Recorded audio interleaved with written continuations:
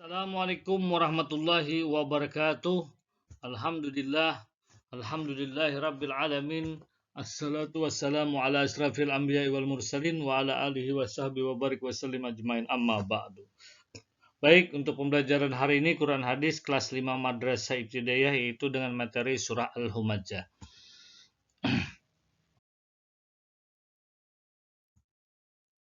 Memahami surah Al-Humajah. Surah Al-Humajah turun berkaitan dengan perilaku tokoh Quraisy yaitu Ubay bin Khalaf. Ia adalah seorang orang yang kaya raya tetapi sikapnya selalu mengejek dan menghina Rasulullah dengan kekayaannya. Karena perbuatannya itulah maka Allah Subhanahu wa taala menurunkan surah Al-Humajah sebagai peringatan bagi semua manusia.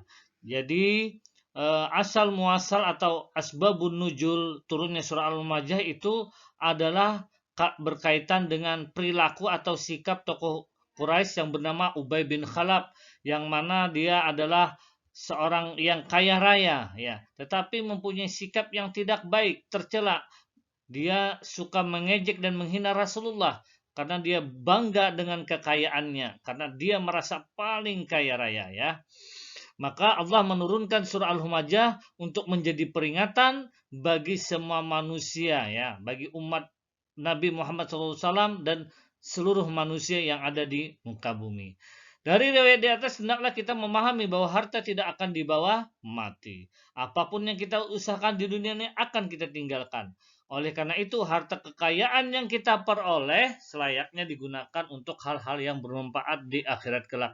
Artinya kita diberi rezeki yang lebih, gunakanlah rezeki itu atau fasilitas yang diberi yang kita miliki, gunakanlah untuk kebaikan. Misalnya kita punya mobil, sepeda motor ya, digunakanlah untuk kebaikan. Misalnya sepeda motor dibawa untuk berangkat ke sekolah atau ke majelis taklim atau salat berjamaah dengan naik sepeda motor ya. Itu salah satu contoh memanfaatkan rezeki yang diberi oleh Allah. Harta yang kita dapatkan di dunia hanyalah titipan Allah Subhanahu wa taala. Harta tidak akan membuat kita hidup kekal di dunia. Kita semua akan mati. Titipan itu akan kita pertanggungjawabkan di akhirat kelak. Kita belajar dengan sesama. Kita gunakan harta yang kita punya untuk kebaikan sesama. Berbagi itu sangat indah dan bermanfaat. Artinya kalau punya rezeki lebih juga berbagi itu sangat indah dan bermanfaat. Artinya suka bersedekah. Atau disebut kita harus memiliki sifat dermawan.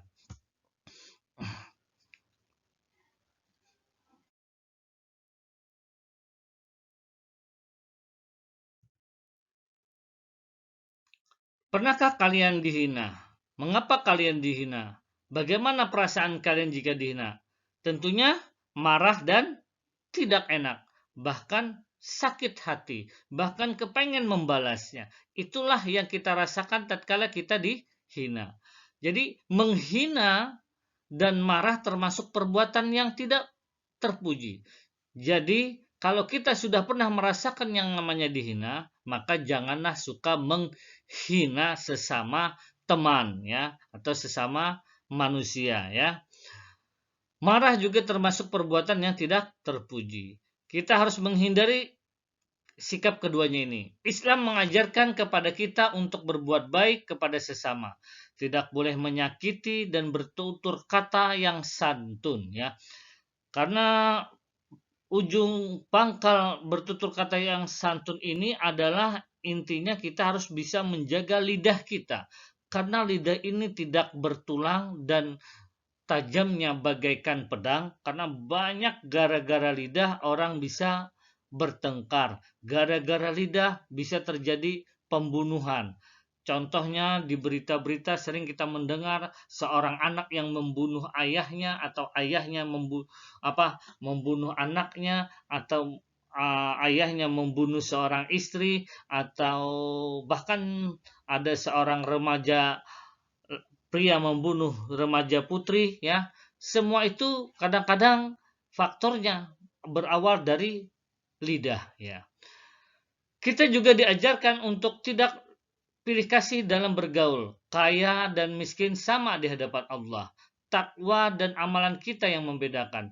Artinya kita di dalam bergaul tidak boleh membedakan status, ya, baik itu status fisik ataupun status perekonomian, ya. Kita diperintahkan untuk mencari nafkah dan bersyukur atas apa yang kita dapat, ya, apa yang kita dapat.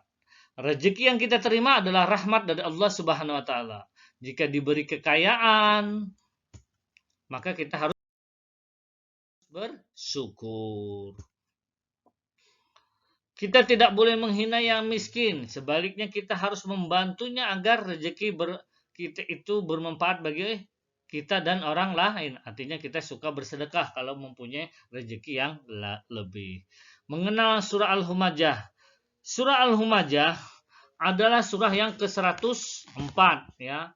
Dalam Al-Qur'an, surah Al-Humajah terdiri 9 ayat dan tergolong surah Makkiyah.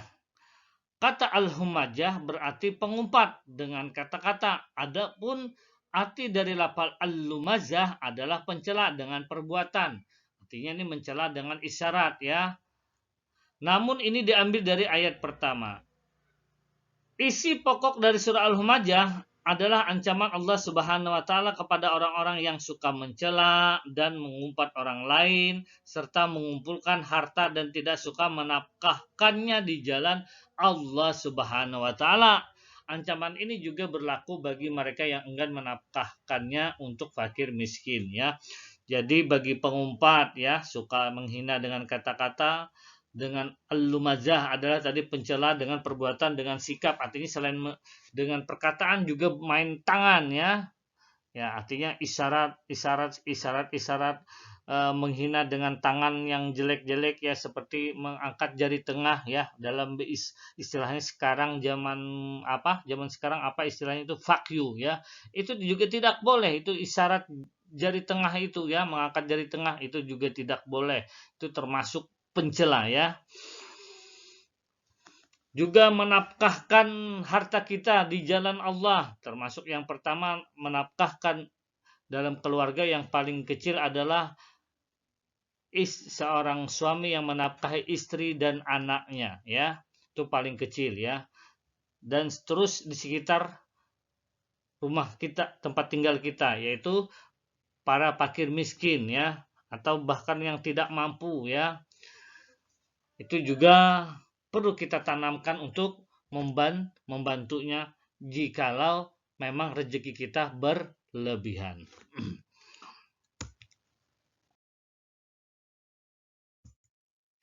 Lafal surah Al-Lumajah. A'udzu billahi minasy syaithanir rajim. Bismillahirrahmanirrahim. Wailul likulli humazatil lumazah الذي جمع مالا وعدده يحسب أن ماله أخلده كلا لينبذن في الحطمة وما أدراك ما الحطمة نار الله الموقدة التي تطلع على الأفئدة إنها عليهم مؤصدة fi amadin mumaddadah.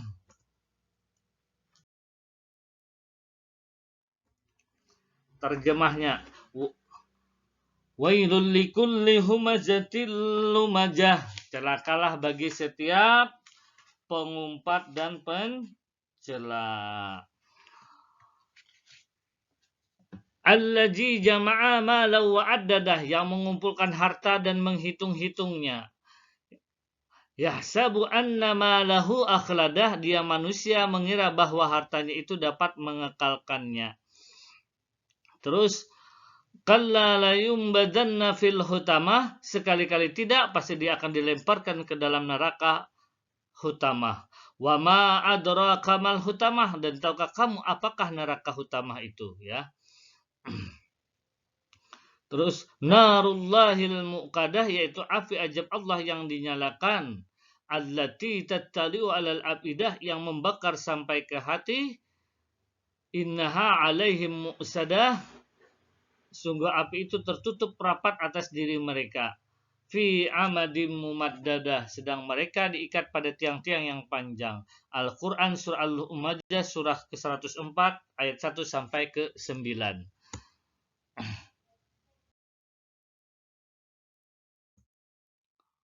Ya, mufradat arti kata ini dibaca ya Naya, diulang-ulang dari wailul, likulli, humazah, lumazah. Tadi humazah pengumpat, lumazah pencela ya, jamaah mengumpulkan dan seterusnya sampai musadah, tertutup rapat, mumaddadah yang panjang ya. Ini kalian baca, nanti apabila ada soal mengartikan kata, kalian dapat menjawab dengan baik dan benar.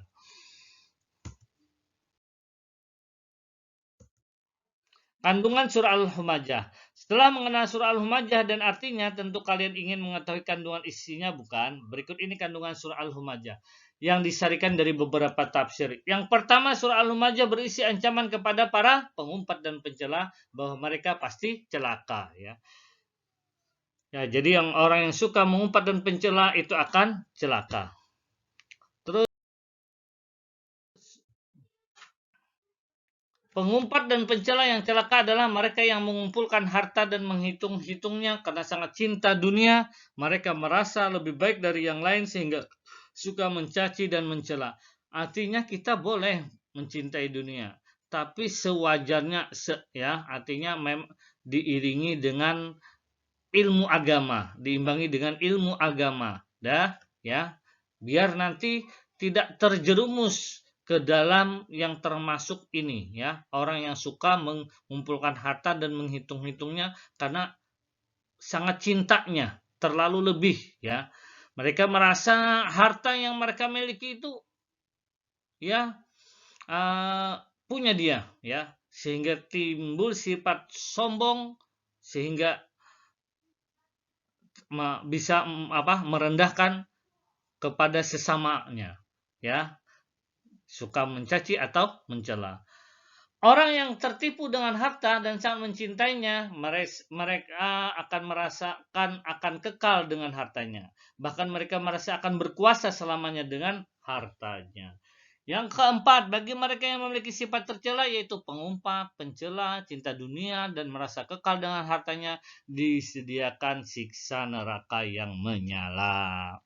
Yang kelima, mereka akan dimasukkan ke dalam neraka utama.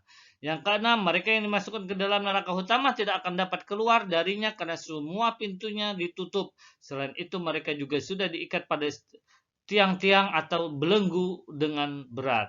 Dari kandungan surah Al-Majah di atas dapat kita ambil pelajaran sebagai berikut. Menghindari sifat tercela seperti pengumpat, pencela, cinta dunia dengan harta.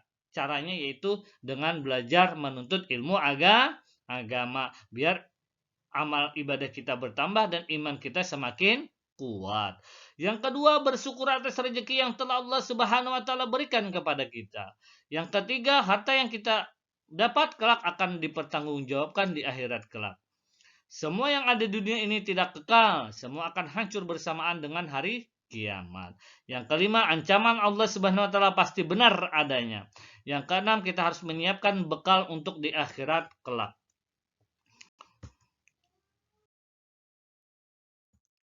Ringkasan. Surah Al-Humajah adalah surah yang ke-104 dalam Al-Quran. Surah Al-Humajah terdiri atas 9 ayat. Lafal Al-Humajah berarti pengumpat. Lafal Al-Humajah berarti pencela. Surah Al-Humajah tergolong golongan makiyah. Jadi di dalam Al-Quran itu surah ini ada dua golongan, yaitu surah makiyah dan madaniyah. Pengertian makiyah adalah surah yang turun di kota Mekah dan terjadinya sebelum hijrah Nabi Muhammad SAW ke kota Madinah.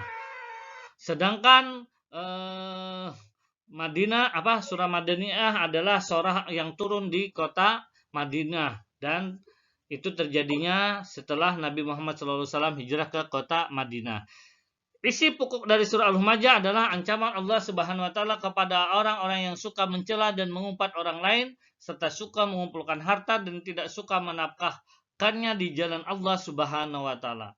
Ancaman ini juga berlaku bagi mereka yang enggan menafkahkannya untuk fakir miskin.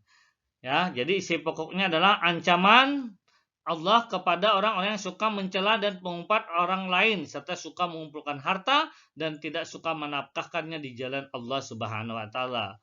Ancaman ini juga berlaku bagi orang yang enggan menafkahkannya untuk fakir miskin. Yang ketujuh, surah Al-Majah turun berkaitan dengan perilaku tokoh Quraisy yaitu Ubay bin Khalaf. Ia adalah orang yang kaya raya tetapi selalu mengejek dan menghina Rasulullah SAW dan kekayaannya. Karena perbuatan itulah maka Allah Subhanahu wa taala menurunkan surah Al-Majah sebagai peringatan bagi semua manusia. Ya, alhamdulillah baik pembelajaran hari ini sampai di sini dulu. Dan Bapak akhiri dengan ucapan Assalamualaikum warahmatullahi wabarakatuh.